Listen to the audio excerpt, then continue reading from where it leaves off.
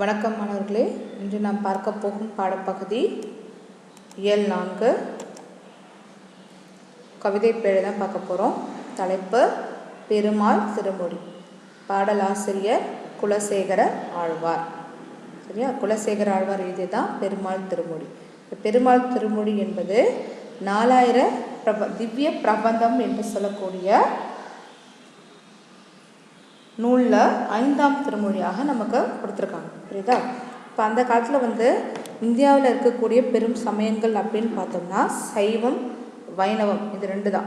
இந்த சைவம் என்பது சிவனை வழிபடுறவர்கள் என்ன சொல்லுவாங்கன்னா சைவ சமயத்தை சார்ந்தவர்கள் அப்படின்னு சொல்லுவாங்க. அதேமாதிரி வைணவ சமயத்தை சார்ந்தவர்கள் யாரை வழிபடுவாங்க அப்படின்னா திருமாலை வழிபடுவாங்க. சரியா?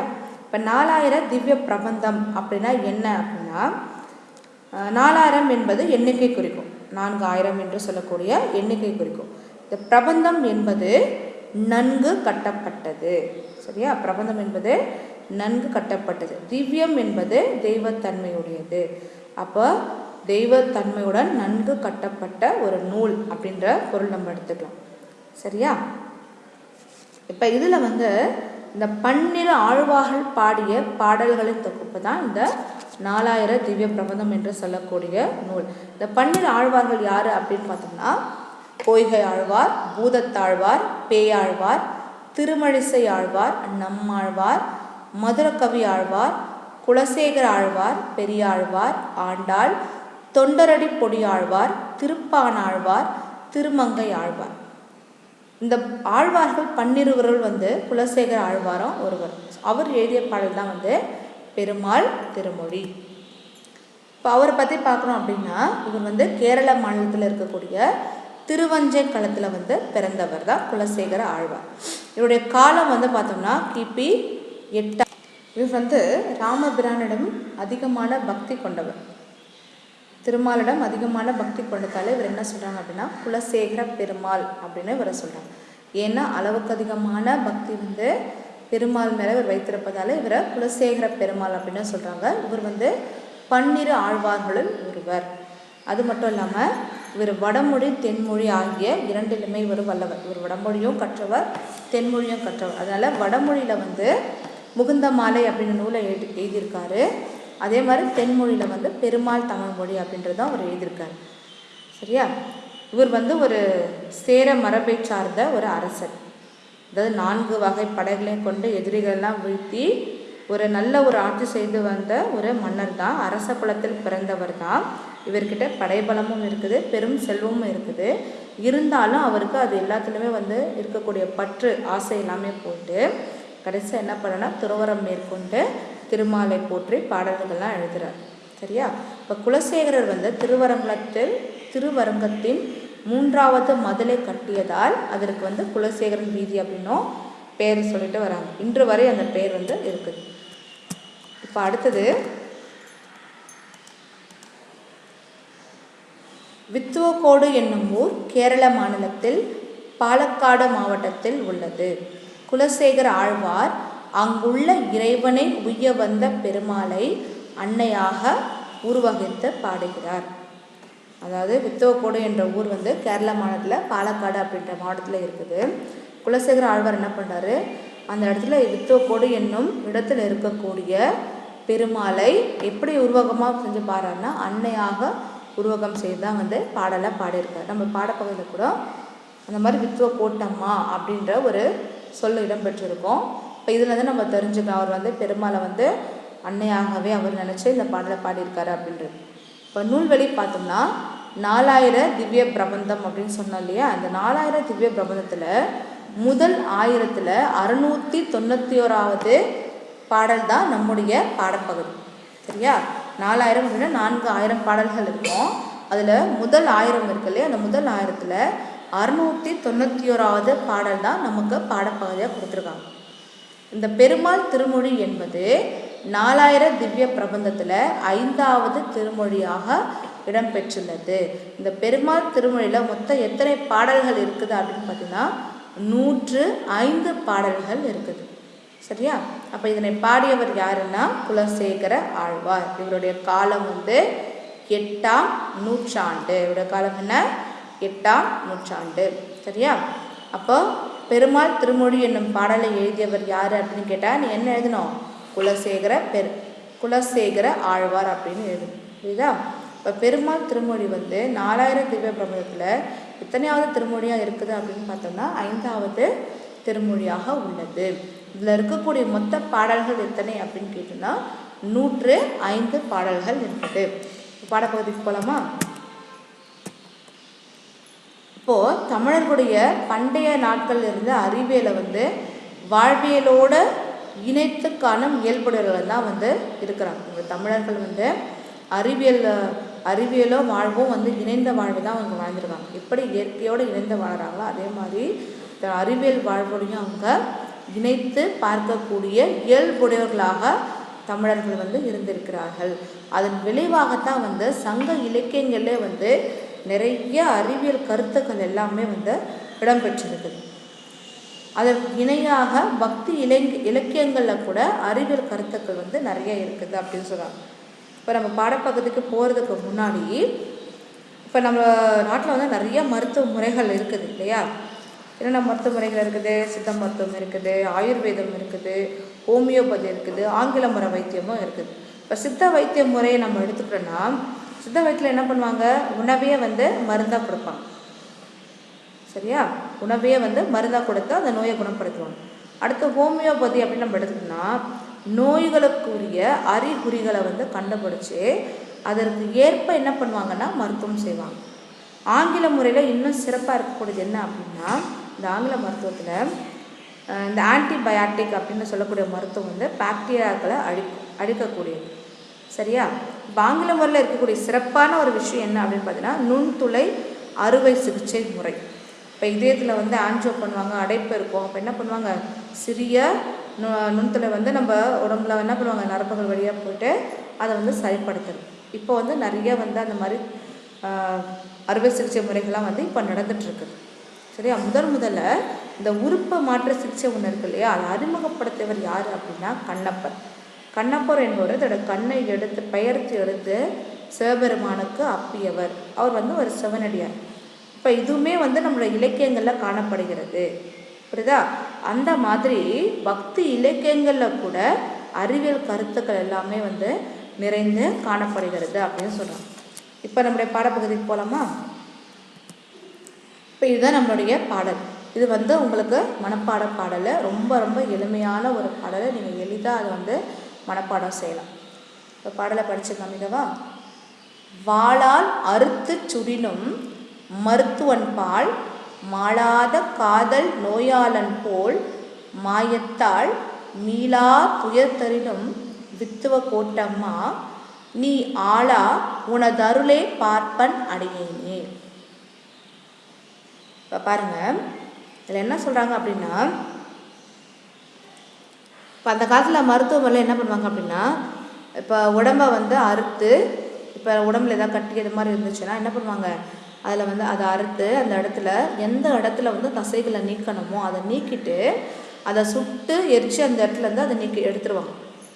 சரியா? அதை அறுத்து என்ன பண்ணுவாங்க? சுட்டு எரித்து அதை தேவையில்லாத வந்து தசைகளை வந்து நீக்கிடுவாங்க. இது வந்து அந்த காலத்தில் இருக்கக்கூடிய ஒரு மருத்துவ முறை. சரியா? ஆனால் இப்போ என்ன பண்ணுவாங்க அப்படின்னா இப்போ வந்து என்ன பண்ணாங்க? இந்த தொழில்நுட்பங்களை பயன்படுத்தி வந்து மயக்க மருந்தெல்லாம் கொடுத்து இதெல்லாம் எடுக்கிறாங்க. ஆனால் அந்த காலத்தில் வந்து என்ன பண்ணுவாங்க? அந்த இடத்த வந்து அந்த மயக்க மருந்தெலாம் கொடுப்பாங்க அந்த மாதிரி எதுவுமே கிடையாது. அந்த இடத்த அறுத்து அது என்ன பண்ணணுமோ அதை சுட்டு எரித்து அதெல்லாம் நீக்கிடுவாங்க. புரியுதா? இது வந்து ஒரு அறிவியல் தொழில்நுட்ப முறை தான் அந்த காலத்தில் பயன்படுத்தக்கூடியது. அப்போ இந்த செய்தியை கூட அவர் என்ன பண்ணார்னா அந்த காலத்தில் வந்து இலக்கியங்களில் சொல்லியிருக்கிறாங்க. புரியுதா? இப்போ இந்த பாடல் என்ன சொல்ல வராங்க அப்படின்னா ஒரு நோயாளிக்கு வந்து உடம்பு சரியில்லை, இல்லை அவன் உடம்புல ஏதாவது ஒரு இடத்துல கட்டி வந்திருக்கு அப்படின்னா அவன் என்ன பண்ணுவான்? நேராக வந்து மருத்துவமனைக்கு போவான். மருத்துவர்கிட்ட சொல்லுவான், இந்த மாதிரி எனக்கு வந்து ரொம்ப தீராத வயிற்று வலி இருக்குது, என் வயிற்றில் கட்டி இருக்குது, என்னால் சரியாக சாப்பிட முடியல, என்னால் தூங்க முடியல, ரொம்ப அது வந்து வலி கொடுக்குது அப்படின்னு சொல்லிட்டு மருத்துவர்கிட்ட வேண்டி கேட்கும் பொழுது அவர் என்ன பண்ணுவார்? தகுந்த மருத்துவம் செஞ்சு அதை அறுத்து அதை சுட்டு எடுத்துருவார். ஆனால் அவர் அந்த மாதிரி பண்ணும்பொழுது கூட இந்த நோயாளி என்ன பண்ணுவான் அப்படின்னா அந்த மருத்துவனை வந்து நேசிப்பான் அப்படின்னு சொன்னாங்க. அதுதான் இந்த பாடலில் சொல்கிறாங்க. வாளால் அறுத்துச் சுடினும் மருத்துவன்பால் மாளாத காதல் நோயாளன் போல். அதாவது வாளால் அறுத்து அதை சுட்டு நீக்கினால் கூட அந்த மருத்துவர்கிட்ட என்ன பண்ணுவான், அந்த நோயாளி அவரை நேசிப்பான் அப்படின்னு சொல்கிறான். சரியா? அப்போ கூட அவனை வெறுக்க மாட்டான். ஏன்னா தன்னுடைய நோயை தீர்க்கக்கூடியவர். அதனால அவன் என்ன பண்ணுவான், தன்னை வாளால் அறுத்தாலும் கூட அந்த இடத்த சுட்டு நீக்கினால் கூட இந்த மருத்துவன்கிட்ட என்ன பண்ணுவானா, மாளாத காதல் நோயாளன் போல் அவர்கிட்ட ரொம்ப அன்போட அவரை நேசிப்பான் அப்படின்னு சொல்கிறாங்க. நோயாளன் போல், அது போல எப்படி அந்த மருத்துவர் மீது கோவப்படாமல் அந்த மருத்துவனை அந்த நோயாளி நேசிக்கிறானோ அது போல மாயத்தால் அப்படின்றது உன்னுடைய மாயத்தன்மையினால். யாருடைய மாயத்தன்மையினால்? பெருமாளுடைய மாயத்தன்மையினால் மீளாத துயர்த்தரினும், அதாவது என்னால் மீண்டு வர முடியாத அளவுக்கு நீ பெரும் துன்பத்தை எனக்கு கொடுத்தாலும் கூட, அதுதான் மீளாத துயர்த்தரினும் அப்படின்னா அளவுக்கு அதிகமான துன்பம். அப்போ அப்படிப்பட்ட பெருந்துன்பத்தையே நீ எனக்கு கொடுத்தாலும் கூட வித்துவ கோட்டம்மா, நான் ஏற்கனவே சொன்னேன் இல்லையா, பெருமாளை அன்னையாக உருவகம் செஞ்சிருக்காரு அப்படின்னு. அது வித்துவக்கோடு என்னும் இடத்தில் இருக்கக்கூடிய என் அன்னையே அப்படின்னு யாரை சொல்கிறாருன்னா பெருமாளை சொல்கிறார். வித்துவ கோட்டம்மா நீ ஆளா உணதருளே பார்ப்பன் அடியானே. அதாவது உடலில் ஏற்பட்ட புண்ணை கத்தியால் அறுத்து சுட்டாலும் நோயாளி எப்படி மருத்துவனை நேசிப்பானோ அதுபோல் நீ எனக்கு எவ்வளவு துன்பங்களை நீ எனக்கு கொடுத்தா கூட நான் என்ன பண்ணுவேன், உன்னுடைய அடியவனாகவே உன் அருளை எப்பொழுதுமே எதிர்பார்த்து உன் அடியேனாகவே நான் இருப்பேன், உன்னை எதிர்பார்த்தே நான் வாழ்கின்றேன் அப்படின்னு அவர் சொல்கிறார். புரியுதா? இது ஒப்பிட சொல்கிறார். எப்படின்னா, ஒரு மருத்துவன் மீது எப்படி நோயாளன் அந்த மருத்துவன் எப்படிப்பட்ட துன்பத்தை அவர் கொடுத்தார். அதாவது என்ன பண்ணுறாரு, கத்தியால் அறுக்கிறாரு, அந்த இடத்த சுட்டு நீக்கிறாரு. அப்போ அவனுக்கு அந்த துன்பத்தை கொடுக்கும். இருந்தாலும் அவன் என்ன பண்ணுறான், தன் நோய் தீர்வுது இல்லையா, அதனால் அந்த மருத்துவர் மேலே அவன் ரொம்ப அன்போடு இருக்கிறான், அவரை நேசிக்கிறான். அது போலவே நானும் என்ன பண்ணுவேன், நீ எனக்கு எப்படிப்பட்ட துன்பத்தை நீ கொடுத்தாலும், நான் மீண்டு வர முடியாத அளவுக்கு நீ துன்பத்தை கொடுத்தாலும் உன் அடியவனாகவே நான் உன் அருளையே எதிர்பார்த்து வாழ்கின்றேன். நீ ஆளா உனது அருளே பார்ப்பன் அடியேனே, உன் அடியவனாகவே நான் என்ன பண்ணுவேன், கடைசி வரைக்கும் இருப்பேன் அப்படின்னு சொல்லிட்டு குலசேகர ஆழ்வார் பெருமாளை வேண்டி கேட்குறார். புரியுதா? இப்போ இதுதான் இந்த பாடலோட பொருள். இப்போ நீங்கள் என்ன பண்ணணும் அப்படின்னா, இந்த 4 அடிகளுமே ரொம்ப எளிதானது தான். இப்போ இதில் என்னன்னா, அடி எதுகைகள் இருக்குது, சீர் மோனை இருக்குதுன்றது உங்களுக்கு நான் ஏற்கனவே அடிமோனைனா என்ன, சீர் எதுகைனா என்ன, சீர் மோனைனா என்ன, அடி எதுகைனா என்ன அப்படின்றத சொல்லிட்டேன். இப்போ இதில் பார்த்தீங்கன்னா வாளால், மாளாத, மீளா, ஆளா இருக்கு இல்லையா.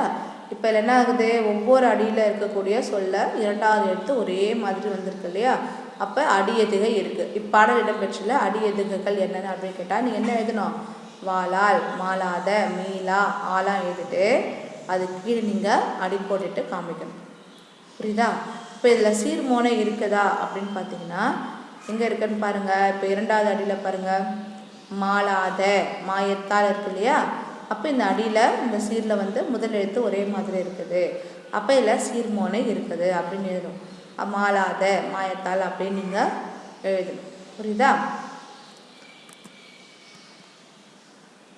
இப்போ அடுத்தது பாடலுடைய பொருள் உங்களோட புத்தகத்தில் உங்களுக்கு கொடுத்துருக்காங்க. மருத்துவர் உடலில் ஏற்பட்ட புண்ணை கத்தியால் அறுத்து சுட்டாலும் அது நன்மைக்கே என்று உணர்ந்து நோயாளி அவரை நேசிப்பார். அதுதான் வாளால் அறுத்து சுடினும் மருத்துவன்பால் மாளாத காதல் நோயாளன் போல். அடுத்தது வித்துவக்கோட்டில் எழுந்தருள் இருக்கும் அன்னையே, அது போன்று நீ உனது விளையாட்டால் நீங்காத துன்பத்தை எனக்கு தந்தாலும் உன் அடியவனாகிய நான் உன் அருளையே எப்பொழுதும் எதிர்பார்த்து வாழ்கின்றேன். அதுதான் மாயத்தால் மீளா துயர்த்தரினும் வித்துவ கோட்டம்மா நீ ஆளா உனதருளே பார்ப்பன் அடியேனே அப்படின்றது. இப்போ இதில் இருக்கக்கூடிய சொற்பொருள் என்ன அப்படின்னு பார்த்தோம்னா, சுடினும் அப்படின்னா சுட்டாலும், மாளாத அப்படின்னா தீராத, மாயம் என்பது விளையாட்டு. புரியுதா? இது இலக்கண குறிப்புகள்லாம் கேட்பாங்க. இப்போ மாளாத காதல் அப்படின்னா இது எதிர்மறை பெயரெச்சம். மாளாத காதல் அப்படின்னா எதிர்மறை பெயரெச்சம். அதுவே மீளா துயர் அப்படின்னா அது ஈறுகெட்ட எதிர்மறை பெயரெச்சம். ஏன்னா அந்த இடத்துல மீளாத துயர் அப்படின்னு வரணும். அப்போ இந்த தா என்ற இறுதி எழுத்து என்ன ஆகுது? கெட்டு வருது இல்லையா? அப்போ மீளா துயர் வரும்போது அது ஈறுகெட்ட எதிர்மறை பெயரெச்சம். இப்போ அடுத்தது இதில் ஒரே ஒரு குறிவினா இருக்குது, ஒரு சிறுவினா இருக்குது. ரொம்ப எளிமையான வினாக்கள் தான். நீங்கள் அதை எளிதாக மனப்பாடம் பண்ணலாம். இதில் மனப்பாட பாடல் இருக்குது. மனப்பாட பாடலை படித்து பிழை இல்லாமல் எழுதி பார்க்கணும். சரியா? இப்போ அடுத்த பாடத்தில் பார்க்கலாம். நன்றி.